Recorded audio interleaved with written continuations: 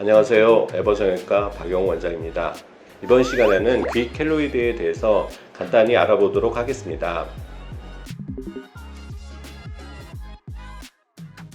귀 켈로이드는 대부분이 어디냐면 귀걸이하고 피어싱이나 이런 거를 해서 구멍을 때려서 이게 염증이 생긴 경우에 그 후유증으로 이제 켈로이드가 생기는 경우가 대사도 있습니다. 귀켈로이드는 구멍이나 염증 때문에 의해서 여기서 콜라겐 섬유가 딱딱하게 뭉쳐서 이게 계속 증식하는 질환이 있고요. 낭종은 뭐냐면 귀걸이에서 구멍을 뚫는데 이게 제대로 깨끗하게 안 뚫리고 살 속에 피부 조직이 들어가는 겁니다.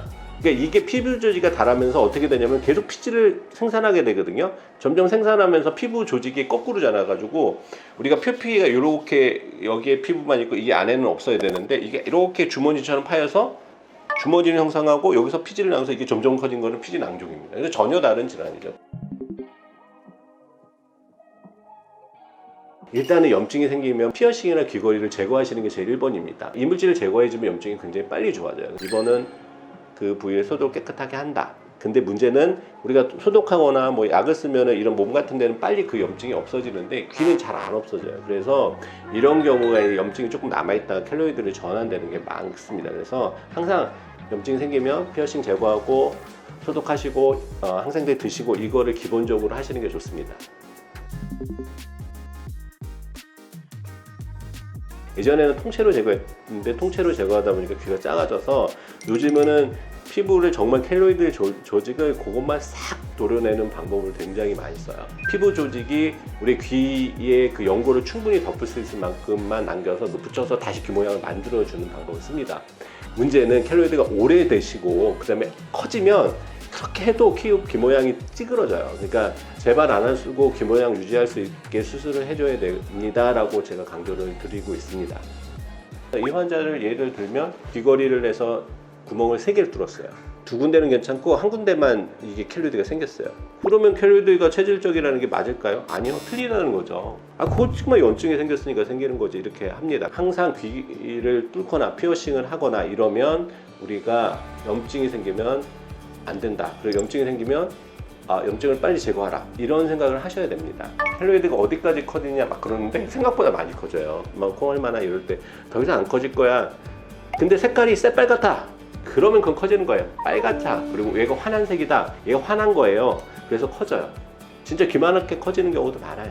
이 환자의 케이스를 보면 그렇게 새빨갛지는 않아요. 우리가 막 커진다, 새빨갛다 이러면 빨리빨리 수술을 해야 되고 좀 하얗다 그러면 이제 완만하기는 해요. 그게 그 차이가 있다고 생각하시면 됩니다. 귀 주사 치료로 가능해요? 안 가능해요? 이렇게 물어보시는 경우가 있거든요. 이게 줄기를 형성하느냐 안 하느냐가 되게 중요해요. 염증만 있고 약간 이렇게 솟아오는 경우가 있는데 이거 주사 치료 해볼 수는 있어요. 여기 지금 보이는 것처럼 이런 식으로 이제 줄기가 형성돼서 이게 덩어리 되면 이러면 우리가 주사 치료가 불가능하다고 생각하시면 이런 경우는 수술적으로 치료하시는 게 좋아요. 이 환자는 수술을 딴 데서 했어요. 근데 모양이 이상하잖아요. 귀를 가로로 재니까 켈로이드가 가로로 이렇게 길어진 거예요. 귀는 이렇게 그리고 중심이 있고 타원형이라고 생각하시면 돼요. 항상 수술할 때는 그 중심을 향해서 결제하는 방향을 기본적으로 생각하셔야 되는데 중심에서 변두리로 가는 처럼 이렇게 잘라버리면 켈로이드의 길이가 훨씬 길어져요. 그래서 그런 경우는 되게 안 좋다고 이 사진을 보여드린 겁니다. 이 케이스를 보시면 딴 데서 수술을 했는데 치유가 안 되니까 점점 커지니까 귀가 이제 너무 커진 거예요.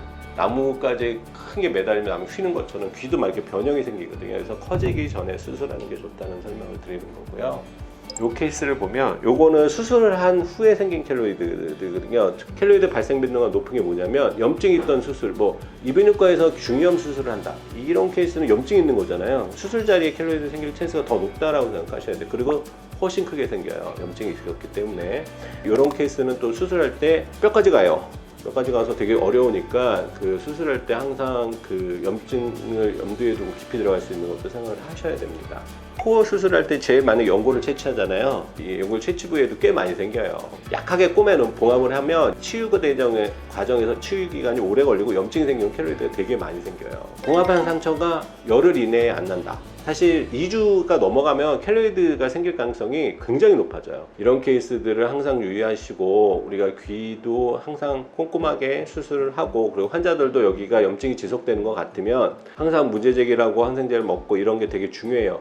귀 수술을 하고 우리가 그러면 다시 피어싱을 할 수 있느냐, 다시 귀걸이를 뜰 수 있느냐 이런 문제가 생기는데 저는 뚫을 수 있으니까 뚫어 드리기도 하고 그러는데 확실하게 켈로이드 수술하는 환자분들은 염증이 잘 생기는 건 맞습니다. 그래서 그런 환경적 요기 때문에 귀 뚫는 것도 굉장히 신중하게 뚫으시고 상처가 안 나는 방향으로 수술을 하시고 귀를 뚫으시는 게 좋습니다.